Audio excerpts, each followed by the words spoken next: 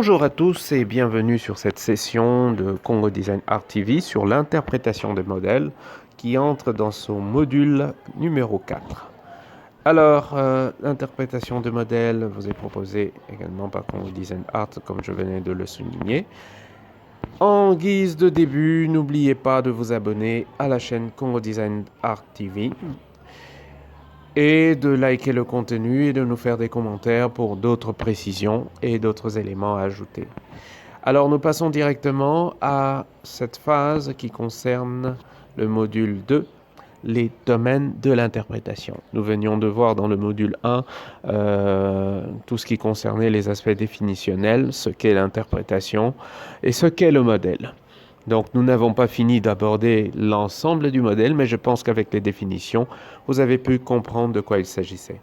Alors dans les domaines de l'interprétation, nous voyons essentiellement les domaines dans lesquels le mot interprétation est utilisé de manière active.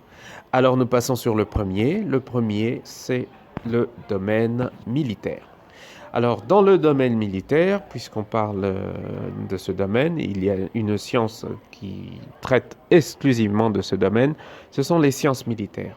Dans les sciences militaires, il est question de l'interprétation des photographies. Donc on parle de l'interprétation photographique ou de la photo-interprétation qui est issue de différentes sources afin d'élaborer des stratégies. Donc une photo-interprétation, c'est un élément très important, surtout pour les forces qui sont dites l'armée de terre, qui ont besoin de renseignements sur les positions ou les positions ennemies. Donc ils utilisent des renseignements, des photographies aériennes. Et donc le fait d'imprimer ces photos et de chercher des renseignements, de chercher la différence entre les volumes, les éléments, fait qu'on fait de la photo-interprétation. Donc il y a plusieurs choses à dire dans ce domaine-là, mais c'est un domaine militaire et je ne suis pas un spécialiste. Mais déjà, avec la photo-interprétation, on peut l'utiliser dans le domaine militaire, mais aussi dans les domaines des cartographies, de la géographie et même celui du climat. Nous passons évidemment à notre deuxième domaine, le domaine linguistique. Alors, dans le domaine linguistique, dans l'interprétation linguistique, on prend une des procédures, parce qu'il y a beaucoup à apprendre sur l'interprétation linguistique, mais le point que nous avons pris, c'est entre autres, c'est le terme interprétation linguistique, qui est un terme qui est plus facile à digérer que l'interprétation simultanée. Donc l'interprétation linguistique se fait en même temps. L'un des éléments de l'interprétation linguistique, pas l'ensemble, l'un des éléments, c'est l'interprétation simultanée. Alors, c'est la procédure par laquelle des personnes qui parlent dans des langues différentes peuvent communiquer entre elles avec seulement un retard momentané, en utilisant des interprètes professionnels et un équipement spécialisé. Donc, on le voit dans les conférences, dans les grandes rencontres. Vous pouvez avoir 10 langues différentes, mais qui sont tous interprétées simultanément. Bon, ici, on n'est pas des linguistes, mais on essaye de prendre l'un des points de l'interprétation dans le linguistique, qui est aussi intéressante de manière particulière. Alors, nous allons également continuer avec vous pour comprendre que l'interprétation est un domaine vraiment assez particulier. Là, vous avez tout le temps des gens qui sont appelés des interprètes et qui sont également très intéressants pour la pratique du métier. Le troisième domaine, c'est évidemment le domaine du droit.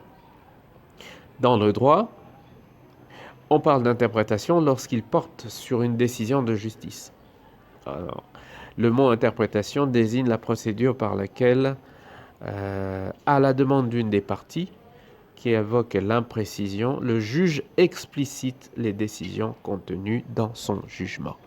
Donc, de ce côté-là, on a l'interprétation dans le domaine du droit qui peut concerner un jugement, mais qui peut aussi concerner une loi. Alors, le but de l'interprétation est d'établir le véritable sens de la règle. Et donc, le véritable sens de la règle, qui est divisé en 3 parties, la lettre de la loi, qui est une interprétation littérale, le système de la loi, qui est une interprétation systémique, et la genèse de la loi, qui est une interprétation historique. Je vous épargne également de tous les péripéties qui tendent vers l'interprétation et qui sont très importants à ce sujet. Alors nous passons à l'un des autres domaines, le domaine de la musique, qui est un élément important. La musique nous permet de trouver, dans le sens large, l'interprétation d'une œuvre écrite désigne non seulement l'exécution de la partition, mais c'est-à-dire de la réalisation sonore et fidèle des signes notés dans aussi l'expression. Mais c'est aussi l'expression, le sentiment, la vie, les significations, et les interprètes révèlent une exécution par une série d'actes très très importants. Et donc dans ça, l'interprétation comporte plusieurs éléments fondamentaux, parmi lesquels l'œuvre à exécuter, ou les émotions de l'exécutant, et l'instrument et le relais mécanique. C'est la maîtrise de ces trois éléments qui apportent une garantie d'une bonne interprétation musicale. Merci beaucoup à vous de rester branchés sur Congo Design Art TV. Nous avons pour vous mis une vidéo qui va mieux vous expliquer les notions d'interprétation qui sont importantes. Et cette vidéo nous vient de France Musique et je vous convie à la suivre avec beaucoup d'attention. Merci beaucoup.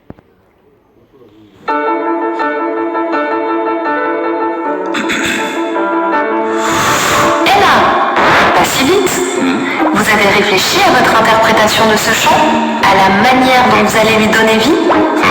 Examinons ensemble comment cela se prépare. Imaginez la page d'un livre, celle d'une femme de Jean de La Fontaine par exemple. Tant que cette page reste à l'état de lettres imprimées sur une feuille, elle est confinée, réservée à celui qui la lira dans sa tête. Mais si les mots sont prononcés à voix haute, Maître Corbeau sur un arbre perché, alors la fable devient plus compréhensible. Elle prend vie. Maître Renard par l'odeur alléchée, et lorsque le lecteur module le ton de sa voix, et bonjour Monsieur du Corbeau, le rythme des mots et le débit de sa parole, que vous êtes joli, que vous me semblez beau. Alors il fait exister les personnages et donne forme à l'histoire. C'est ça, interpréter. C'est transmettre sa perception d'une œuvre et d'en proposer sa vision. Et la boîte à outils d'un interprète, ce sont ses intentions. Comme pour un cuisinier, l'interprète dispose d'une palette d'ingrédients pour exprimer ses intentions. Le tout est de chercher à comprendre pourquoi et comment on utilise tel ingrédient, comment le mélanger à d'autres, quels effets il produit. La première chose qui peut nourrir une interprétation, c'est le sens du texte. En s'appuyant sur les mots, on peut souligner plus ou moins le caractère de la musique. Le but n'est pas d'être le plus démonstratif, mais le plus en adéquation avec le caractère et le sens du texte.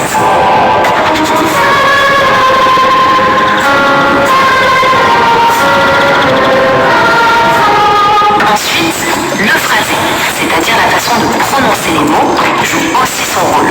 Cela permet d'accentuer certaines syllabes, de détacher ou lier les notes. Un chant énergique demande par exemple une diction précise, voire hachée.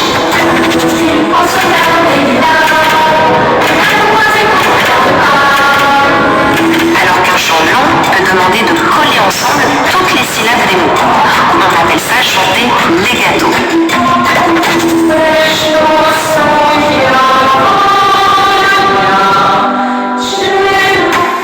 L'interprète peut aussi chanter plus ou moins fort certains passages pour créer des contrastes, proposer des ambiances différentes et créer une dynamique musicale. En un mot, une nuance.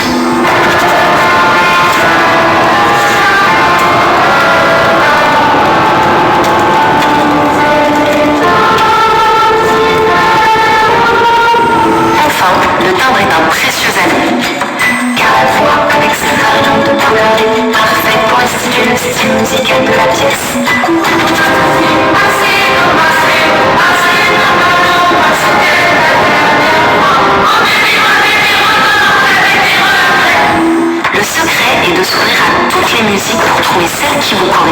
et vous inspire.